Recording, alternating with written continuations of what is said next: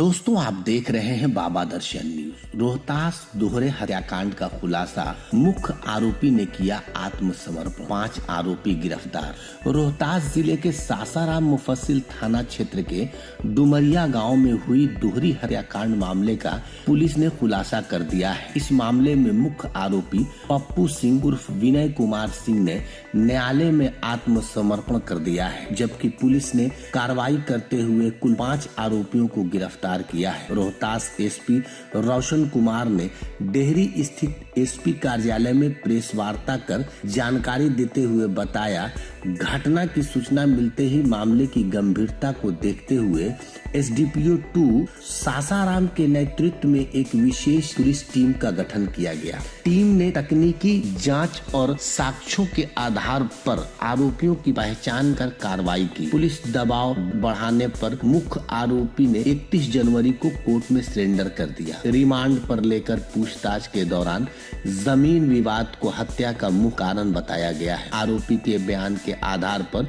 अन्य सहयोगियों को भी अलग अलग स्थानों से गिरफ्तार किया गया है।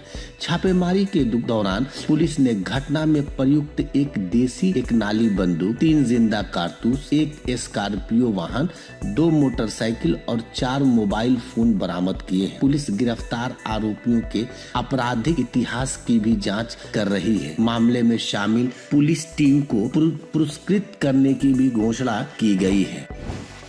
सासाराम मुफस्सिल थाना अंतर्गत दिनांक 25 जनवरी को एक घटना प्रतिवेदित हुई थी, जिसमें 2 व्यक्ति विनय कुमार प्रजापति पेशर रामजीत प्रजापति एवं रुपेश सिंह पेशर जलेश्वर सिंह, जो कुचेला अमजोर थाना क्षेत्र के रहने वाले हैं, इनकी गोली मारकर हत्या कर दी गई थी।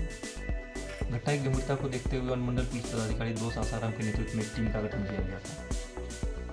घटना प्रतिवेदित होने के तुरंत बाद घटनास्थल पर एफएसएल टीम पहुंचकर घटनास्थल की वीडियोग्राफी फोटोग्राफी करते हुए घटनास्थल से इस घटना में जो एक स्कॉर्पियो थी, जिसमें 2 शव बरामद हुए थे और घटनास्थल से खोखा 2 बरामद हुआ था, उनका साक्ष्य संकलन किया गया था। उसके बाद तकनीकी साक्ष्यों के आधार पर 2 व्यक्ति आशीष रंजन उर्फ मन्नू और छोटू कुमार पेशर शंकर चौरसिया, इन दोनों की गिरफ्तारी घटना के 48 घंटे के अंदर की गई थी। ये दोनों उस दिन घटनास्थल पर थे। इसके बाद दिनांक 25 जनवरी को घटना प्रतिवेदित होने के बाद के समय ही इस बात की पहचान कर ली गई थी कि इस घटना को अंजाम देने में मुख्य रूप से जो एक कुख्यात अपराधकर्मी है पप्पू सिंह और विनय कुमार सिंह, उसकी भूमिका है। उसके घर में ही यह घटना कारित की गई थी। पुलिस के द्वारा लगातार उसके विरुद्ध छापेमारी की जा रही थी और माननीय न्यायालय द्वारा उसके विरुद्ध वारंट भी निर्गत किया जा चुका था।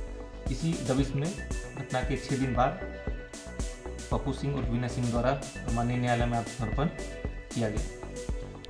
उसके बाद जो पप्पू सिंह है उसको पुलिस रिमांड पर लिया गया। पुलिस रिमांड पर लेकर पूछताछ करने के दौरान अन्य जो अपराधी थे उनकी भी पहचान की गई और इसके अलावा अरुण कुमार पेशर तुलसी प्रसाद, दिलीप सिंह पेशर कामता सिंह, विशाल कुमार पेशर स्वर्गीय विमलेश सिंह जो डुमरिया का रहने वाला है, इन तीनों की गिरफ्तारी की गई और इन तीनों से और जो पप्पू सिंह है उससे पूछताछ के आधार पर घटना में जो प्रयुक्त राइफल था, एक नाली बंदूक और 3 जिंदा कारतूस और घटना में प्रयुक्त स्कॉर्पियो वाहन, इन सबको ही बरामद किया गया है। घटना का मुख्य कारण है कि जो इसमें मृतक हैं दोनों, उनसे अरुण कुमार और दिलीप सिंह, इन लोग का विवाद था। मुख्यतः अरुण कुमार से जो जमीन का विवाद है वो था। इसमें जमीन को पर कब्जे को लेकर पप्पू सिंह से इसकी साठगांठ थी और पप्पू सिंह को ज़मीन पर कब्जा कराने का काम दिया गया था, लेकिन उस ज़मीन पर ये जो मृतक है लोग भी अपना हक बता रहे थे। इसी विवाद की पंचायत के लिए इनके द्वारा एक साजिश के तहत दोनों को बुलाया गया था अपने गांव में डुमरिया, जहां समझौते के दौरान ही पप्पू सिंह द्वारा इनकी हत्या कर दी गई थी। तो ये घटना काफ़ी पहले से भी इन लोगों में विवाद चल रहा था। 2023-24 में भी इस ज़मीन को लेकर जो विवाद था उसमें कांड दर्ज किए गए थे, उसकी भी जांच की जा रही है।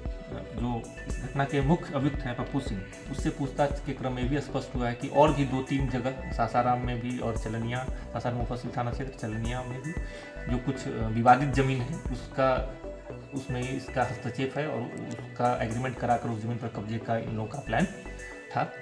इनसे पूछताछ में जो बातें निकल कर सामने आई हैं उसमें जो भी ऐसे विवादित जमीन जिसमें लोग इन अपराधियों की भूमिका है उसकी भी जांच की जा रही है।